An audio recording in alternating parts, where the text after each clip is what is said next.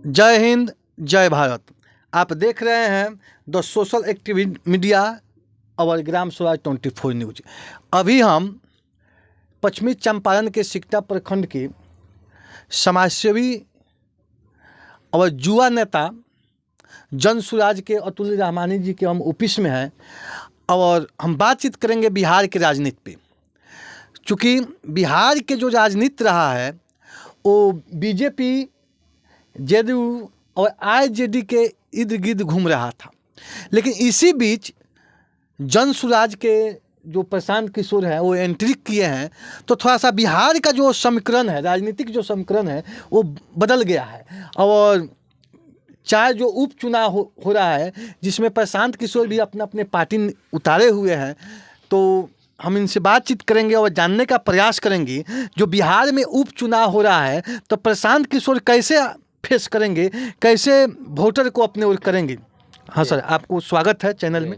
आपका भी स्वागत है, आपके चैनल का भी स्वागत है और जितने भी दर्शक हैं दोनों चैनल का, चाहे वो ग्राम 24 न्यूज़ हो या द सोशल एक्टिव मीडिया, दोनों के जो भी व्यूअर्स हैं सबको दिल से स्वागत है।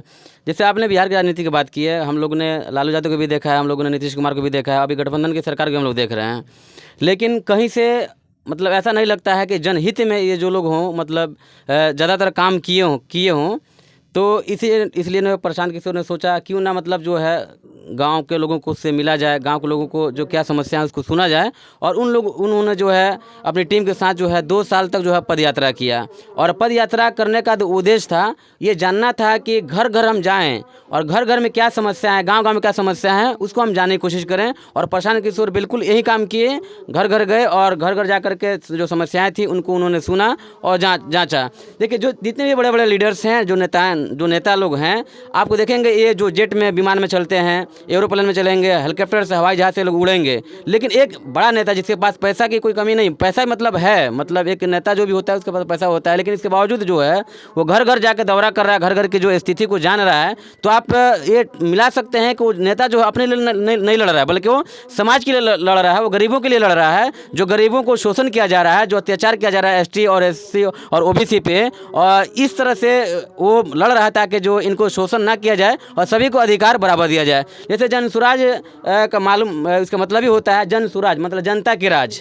क्योंकि और हम लोग जिस कंट्री में रहते हैं ये है डेमोक्रेसी यानी लोकतंत्र है। लोकतंत्र का मतलब भी होता है जनता के राज, लेकिन यहाँ पे जनता के राज नहीं बल्कि यहाँ पे नेता के राज हो रही है। और प्रशांत किशोर नहीं चाहते कि नेता के राज नहीं बल्कि जनता के राज यहाँ पे चला जाए। लोकतंत्र का जो परिभाषा है जिसमें जनता का राज कहा गया है, वही मतलब जन स्वराज का भी नाम है कि जनता का राज, जिसमें जनता शासन करेगी, जनता जैसे कहेगी वैसा होगा। तो प्रशांत किशोर का कहीं ना कहीं जो थॉट, जो थिंकिंग है, बिल्कुल वो हमारे लिए समाज के जो दुबले जो निचले कास्ट के या जो निचले जो लोग हैं, जो गरीब हैं, उनको कहीं ना कहीं चाहते हैं कि समाज को हम उनको उठा करके आगे ले जाएं। और इन्होंने जो है ये वादा किया है कि हम जो है महिलाओं को भी सम्मान करेंगे, महिलाओं को भी इज्जत देंगे, और जिस तरह से जितने जो लोग हैं जिनकी जितनी मतलब परसेंटेज होगी उतना हम इनको भागीदारी देंगे राजनीति में। और ये देखने को मिल रहा है, जैसे कि अभी 4 उपचुनाव हो रहा है, जैसे आपने कहा 4 उपचुनाव पे आप देख सकते हैं, जैसे कि बेलागंज, इमामगंज और तरारी और रामगढ़, ये चारों पे जो है उपचुनाव जो है अभी विधानसभा का इलेक्शन कराया जा रहा है। क्योंकि इन चारों जो सीटों पे पहले कोई एमपी हुआ करते थे, और सॉरी एमएलए थे, लेकिन उन्होंने जो एमपी के चुनाव जीत करके वहाँ पे दिल्ली चले गए, तो ये 4 सीटें खाली हो गई थी और यहाँ पे उपचुनाव हो रहा है। जैसे कि अब मैं बात करूँ, जैसे इमामगंज में जो है एक मुस्लिम को दिया गया है जिनका नाम है मोहम्मद अमजद। इसी तरह से जितेंद्र पासवान प्रशांत किशोर के पार्टी से हैं। इसी तरह देखेंगे बेलागंज में जो है एक जितेंद्र पासवान, क्योंकि प्रशांत किशोर चाहते हैं कि हर एक कास्ट को, हर एक जात को हम मतलब बराबरी का दर्जा दें। तो बेलागंज में जो है जितेंद्र पासवान को खड़ा किए हैं, और तरारी में क्योंकि वहाँ पे सीट जो वहाँ पे राजपूत को दिया गया है जिनका नाम है किरण सिंह, और वहाँ पे महिला सीट थी और इसलिए महिला को वहाँ पे दिया किरण सिंह को। और रामगढ़ में जो है सुशील कुशवाहा, इनको वहाँ पे सीट दी गई है। जब आप तीनों सीटों का चारों सीटों का कंपेरिजन आप जब करेंगे तो इसमें देखेंगे मुस्लिम भी है और इसमें मतलब अपर कास्ट भी है और लोअर कास्ट भी है। जितेंद्र पासवान किस सीट पर है वो? ये जो है जितेंद्र पासवान आपका बेलागंज में जी। तो बेलागंज सीट तो आरक्षण वाला सीट है जी, हाँ आरक्षण वाला सीट है, इसलिए आरक्षण मिला है क्योंकि जो जितना माझी जो पार्टी से वो भी मतलब वो माझी हैं, और इनके सामने जो इनको खड़ा किया गया पासवान जी को वहाँ पे। 4 जो सीट है, ये 4 सीट में मैंने कौन से सीट प्रशांत किशोर के लिए आसान लग रहा है उनके उम्मीदवार के लिए? मैं जहाँ तक मैं सोचता हूँ और मैंने बात भी किया जो वहाँ पे जो टीम मेंबर्स है, जहाँ पे जो मतलब जो चुनाव जो कैंपेनिंग कर रहे हैं, मैंने उनसे बात किया है। तो उन्होंने कहा कि चारों सीट पर हम जीत सकते हैं, क्योंकि कोई मन नहीं कहेगा हम हारेंगे। लेकिन उसमें जो है बेलागंज और इमामगंज, इन दोनों सीटों पर उन्होंने दावा किया है कि मतलब ज़्यादा चांस है, मतलब 95% चांसेस है कि हम लोग जीतेंगे। और उम्मीद है कि मतलब हम लोग जरूर जीतेंगे और हम लोग जो है जनसुराज के यहाँ पे झंडा जरूर वहाँ पे मतलब गाड़ेंगे। इमामगंज में किस आधार पर ये लोग दावा कर रहे हैं? जी, इमामगंज में जैसे कि पहले जो दूसरे पार्टी के जो नेता थे वहाँ पे, जैसे विकास के मामला में चला जाए, स्वास्थ्य के मामला में देख लीजिए, या मतलब शिक्षा के मामला में, क्योंकि मतलब स्वास्थ्य और शिक्षा सबसे इम्पोर्टेंट होता है मतलब एक नागरिक के लिए। लेकिन यहाँ पे विफल मतलब वहाँ पे मतलब ऐसा देखने को मिल रहा है। तो लोग को कहीं ना कहीं मूड बना हुआ है कि मतलब परिवर्तन, जितना परिवर्तन होगा हमको मतलब क्या होगी, उतनी मतलब लोकतंत्र का मतलब जितना परिवर्तन करेंगे उतना आपको मतलब फायदा होगा। तो इसलिए ज़्यादा चांस है वहाँ पे। इमामगंज में प्रशांत किशोर मुस्लिम को टिकट देते हैं और कहा जाता है कि इमामगंज का जो सीट है वो मुस्लिम बहुबुल सीट है, और मुस्लिम जो वोटर है वो आरजेडी का वोटर है।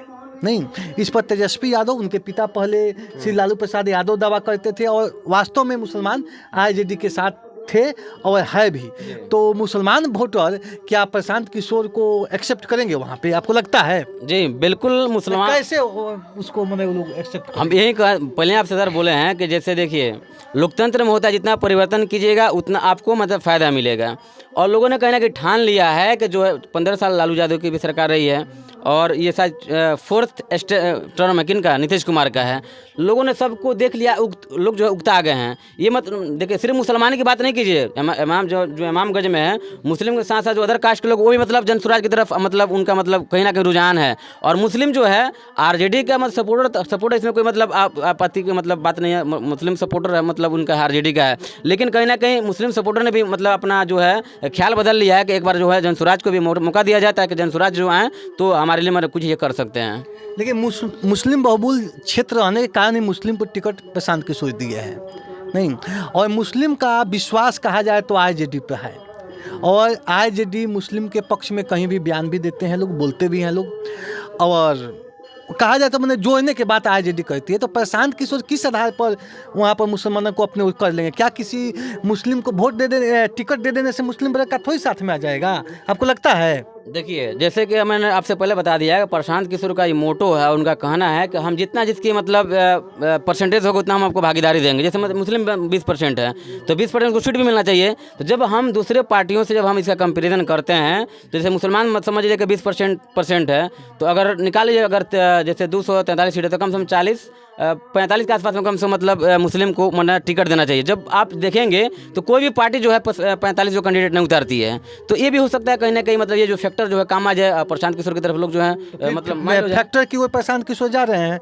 ऐसे पूरे देश में कहा जाता है कि मैं हर राज्य में तो जाति के आधार पर चुनाव होता है, लोग वोट देते हैं, लेकिन विशेष करके बिहार जो राज्य है वो कहा जाता है कि यहाँ जाति के आधार पर ही चुनाव होता है। नहीं, और प्रशांत किशोर अपने भाषण में जातिवाद को बढ़ावा नहीं देते हैं। नहीं, वो योग्यता की बार बार बात करते हैं। नहीं, तो फिर इमामगंज में अधिक मुस्लिम है तो फिर वहाँ पर मुसलमान के टिकट देकर वो क्या साबित करना चाहते हैं? देखिए, राजनीति जो होती है ना, जैसे कि मिसाल के तौर पर अगर कहीं पे आरक्षण वाली सीट है तो वहाँ पे भी देखा जाता है कि वहाँ पे मैंने बहुल मतलब क्या मतलब वहाँ पे ज़्यादा मैंने अक्सरियत किस चीज़ की है।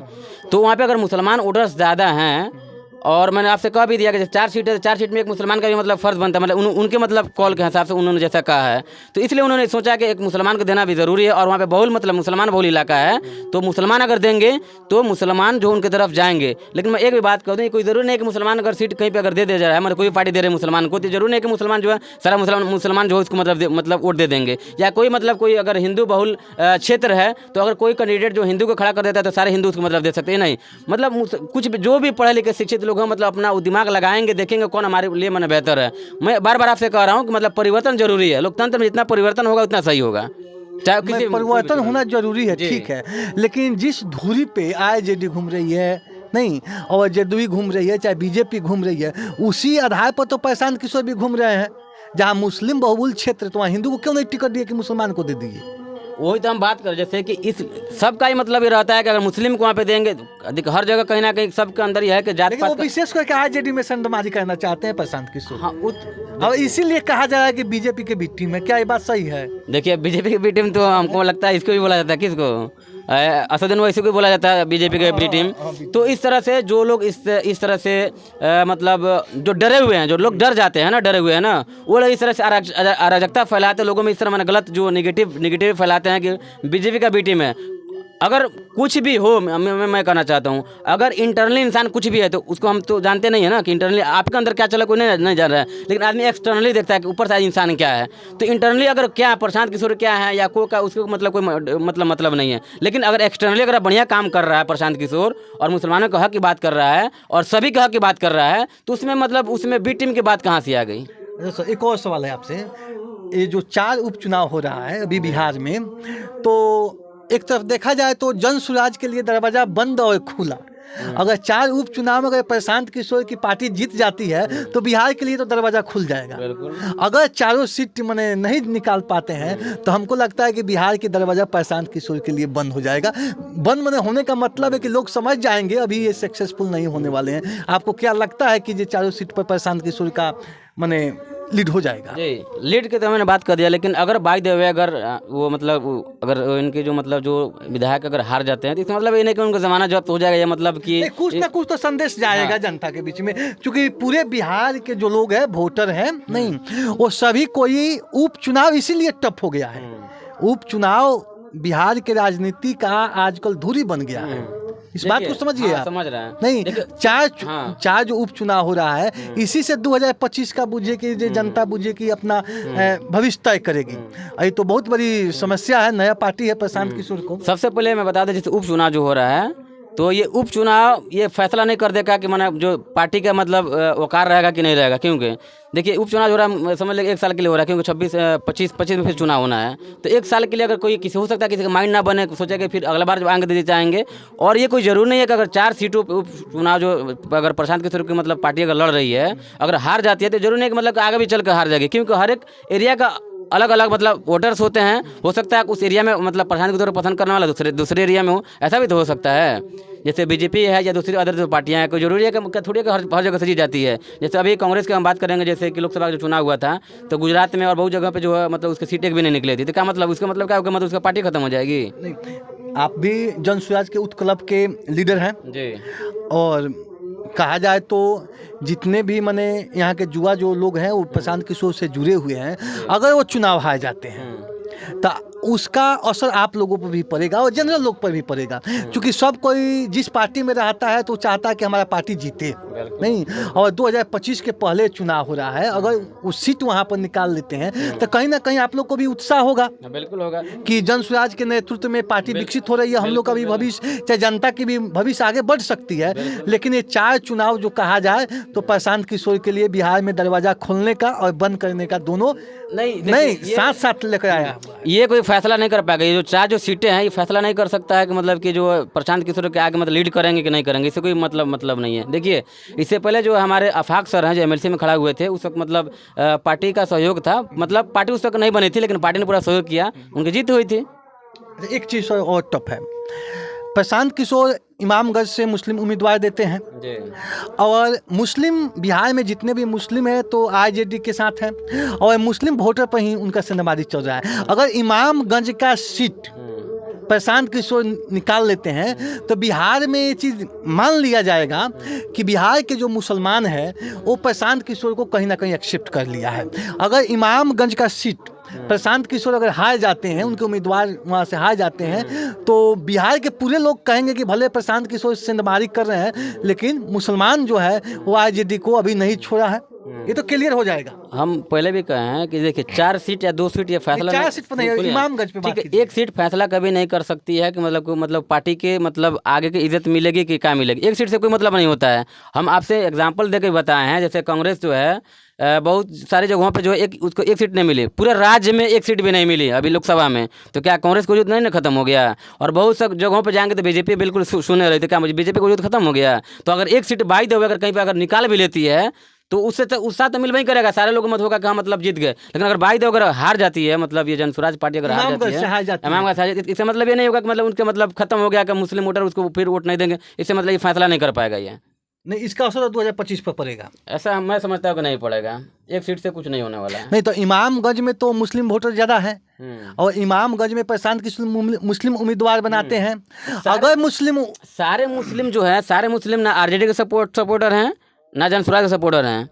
जो भी सेकुलर लोग हैं वो ये चुनाव से पहले वो निर्णय लेते हैं कि किस पार्टी को हम जिताएंगे तो हमारे हक में अच्छा होगा। ये नहीं कि मतलब कोई जो है मुसलमान जो सिर्फ चटाई उठाने के लिए है, मतलब सिर्फ झंडा ढोने के लिए है। मुसलमान को भागीदारी मिलनी चाहिए और प्रशांत किशोर ने मुसलमानों को भागीदारी दी है और इसीलिए जो है मुसलमान जो इनके साथ में जुड़ने के मतलब जो बेताब है। और मुसलमान ही नहीं, इवन के जितने भी हिंदू हैं और जितने भी कास्ट के लोग हैं सब इनके साथ जुड़ने के लिए तैयार हैं और सब जुड़ भी रहे हैं। आप देखेंगे बहुत सारे जो दूसरे पार्टीज़ का जो है लीडर्स जो रह चुके हैं, चाहे मतलब वो विधायक ही क्यों ना रहे हों या IAS ऑफिसर हों, IPS ऑफिसर हों, सब दूसरे पार्टी से छोड़ करके इसमें क्यों आए हैं? बहुत सारे इसमें मिल रहे हैं, शामिल हो रहे हैं, इसको ज्वाइन कर रहे हैं।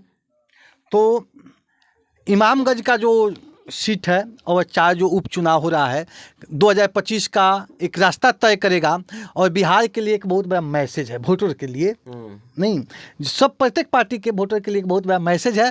तो आप हमारे साथ बने रहिए, हम अगले वीडियो में भी आपसे बातचीत करेंगे। जब तक हम द सोशल एक्टिविटी मीडिया और ग्राम स्वराज 24 न्यूज़ से हम वहाँ के एक खबरें अपने दर्शकों को बताते रहेंगे, क्योंकि जो भी हम लोग न्यूज़ बनाते हैं वो 14 तारीख को फिर हम लोग मिलते हैं। 13 को जब ये इलेक्शन हो जाता है उसके बाद फिर मिलेंगे, फिर बात करते हैं इस पे। नहीं, इसके पहले भी मिलेंगे जी। क्योंकि वहाँ से जैसे रिपोर्ट आएगा तो हम अपने दर्शकों को बताएंगे। क्योंकि बिहार के राजनीति जो उपचुनाव है बहुत बड़ा तय करने जा रही है और इमामगंज भी बहुत बड़ा मायने रखता है सीट। वो कहा जाता है वो 4 जो उपचुनाव हो रहा है उसमें इमामगंज टॉप चुनाव है, ये हर चीज़ फ्रेश कर देगा। इसी के साथ जय हिंद, जय भारत।